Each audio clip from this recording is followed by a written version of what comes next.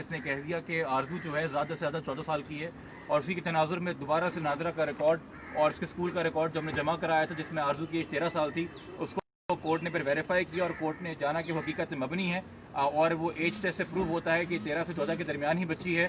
پھر آرزو سے پوچھا گیا کہ کیا اس نے خوشی سے اسلام قبول کیا ہے، کیا اس کے ساتھ کوئی کڈنیپنگ تو نہیں ہوئی؟ تو جیسے کوئی بھی بچی جس کے ساتھ کوئی سیڈکشن کی گیا ہو یا اسے انڈیوس کیا گیا، اسے انٹائز کیا ہو، اسے اپنے بس میں کرنے کے لیے جو بھی گندی چال چلی گئی ہو، اس نے یہی بولا کہ ہاں جی میں اپنی خوشی سے سب کچھ میں نے کیا ہے۔ مگر اس کے حوالے سے قانون بہت واضح ہے کہ ایک مخصوص عمر کے اندر بچی کی جو اپنی رضامندی اور رضامندی نہیں مانی جاتی ہے اس کو فورس کنورژن کے زمرے میں لے کے آیا جاتا ہے۔ کورٹ نے فی الحال وہ کنٹروورسی ایڈریس نہیں کی ہے۔ فی الحال 2 ہفتوں کے لیے، چونکہ بچی ابھی بھی والدین کے ساتھ جانا نہیں چاہ رہی تھی، وہ ابھی بھی کہہ رہی تھی کہ اپنے شوہر کے ساتھ جانا چاہتی ہوں، یعنی کہ اس انسان کے ساتھ جس نے اسے اغوا کیا ہے، جس کے ساتھ چائلڈ میرج کا جرم کیا ہے، یعنی کہ وہ ابھی بھی جو ہے اپنے مجرم کے ایک طریقے سے ذہنی طور پہ اس نے بس میں ہے اس کے، تو کورٹ نے اس معاملے کو 2 ہفتے کے لیے ایڈجرن کر دیا ہے۔ اس کو دوبارہ سے شیلٹر ہوم بھیج دیا گیا ہے۔ شیلٹر ہوم میں بچی کی پڑھائی، بچی کی تمام تر رکھوالی جو ہے وہ اسٹیٹ کرے گی۔ کورٹ کی نگرانی کے اندر بچی وہاں پہ ہے اور بچی کی مرضی کے بغیر کسی کو اس سے ملنے کی اجازت نہیں ہے۔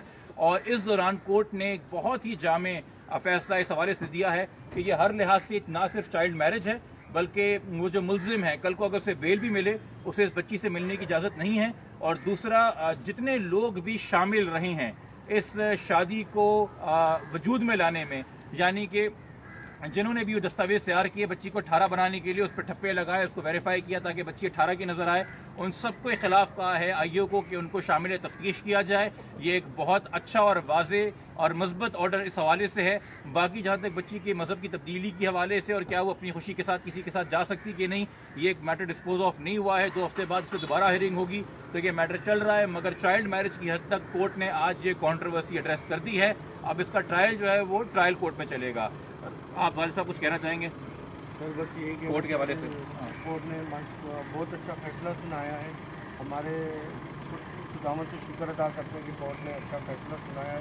ہم بس یہی چاہتے ہیں کہ ہماری بیٹی ہمارے کو ملے، ہمارے کو کسی سے کچھ نہیں لینا، ہماری بس بیٹی ملے۔ Thank you. میں یہی چاہتی ہوں کہ میری بیٹی مجھے مل جائے، میری بیٹی مجھے صرف چاہیے اور کچھ بھی نہیں چاہیے۔ اور جج صاحب نے جو فیصلہ سنایا میں ان کو سلام پیش کرتی ہوں، خدا ان کو برکت دے۔ اس لحاظ سے ہم شکر گزار ہیں کہ جو 11 کی ہیئرنگ تھی، گورنمنٹ سندھ نے اور عدلیہ نے اتنا ذمہ داری کا احساس کیا کہ اس کو اتنی فاسٹ ٹریک پہ ہیئرنگ کی گئی کہ 2 کو ہوئی، 5 کو ہوئی اور آج 9 تاریخ کو ہیئرنگ تھی جس میں میڈیکل بورڈ کانسٹیٹیوٹ کیا گیا، جو کہ ود ان 2 ڈیز وہ آرڈر آ گیا اور اس بچی کی عمر 14 سال ڈکلیئر ہوئی۔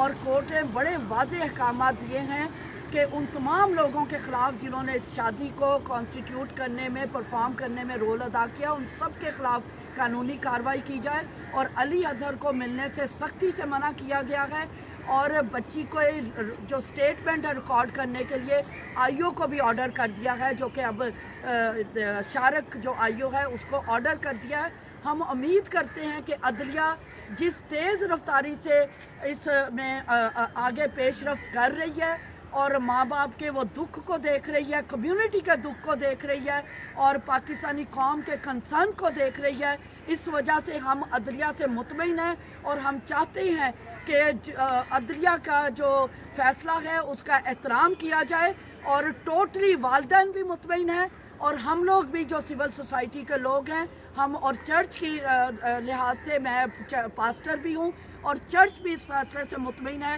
کہ عدلیہ جس تیزی کے ساتھ اس کیس کو ہیئرنگ کر رہی ہے، پروسیڈ کر رہی ہے، ہم امید کرتے ہیں کہ بہت جلد انصاف ہوگا اور جو بچی ہے وہ انصاف کے تقاضے پورے کرتے ہوئے عدلیہ جو فیصلہ کرے گی ہم اس کا احترام کریں گے۔ اس میں ہم ایک اور بات سامنے رکھنا چاہیں گے کہ والدین سامنے کھڑے ہیں، یہ اس بات کی گواہی دیں گے۔ پرسوں رات کو ایک سازش کی گئی، پرسوں رات کو ایک ڈاکیومنٹ تیار کروایا گیا جو کہ ایک حلف نامہ تھا، جو کہ اسٹیمپ پیپر پہ تیار کروایا گیا، والدین سے پوچھے بغیر تیار کروایا گیا، ان کو پڑھائے بغیر تیار کروایا گیا اور حلف نامہ ان کو لا کے دیا گیا۔ اور حلف نامہ لا کے دینے کے بعد کچھ مذہبی شخصیات کے نام لے کے بولا گیا کہ جی ان کے احکامات ہیں، ان کو سائن کر دیجئے۔ اور جب اصرار کیا گیا کہ اس میں لکھا کیا ہے، یہ ڈاکیومنٹ ہے کہ ہمیں کھول کے بتایا جائے، تو پتہ چلا کہ حلف نامے میں لکھا تھا کہ یہ دونوں والدین اپنی خوشی سے جو ہے اپنی بچی کی کسٹڈی کسی اور رشتہ دار کو دے رہے ہیں. اور یہ نہ صرف ان کے لیے ایک دل دہلا دینے والا واقعہ تھا, ایک خوف زدہ کرنے والا واقعہ تھا, جس کے بعد ہم نے پولیس کو آگاہ کیا ہے. اس سازش میں جو لوگ ملوث تھے ان کے نام ہم نے DIG صاحب کو پہنچائے ہیں, اور ہم نے پولیس پروٹیکشن ریکویسٹ کی ہے, جو ہم مشکور ہیں پولیس کے کہ انہوں نے ان کو فراہم کی ہے.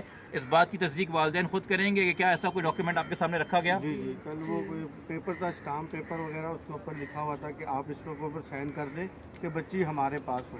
ہم نے بولا اس کے اوپر لکھا کہ ہمارے کو پڑھنا نہیں آتا.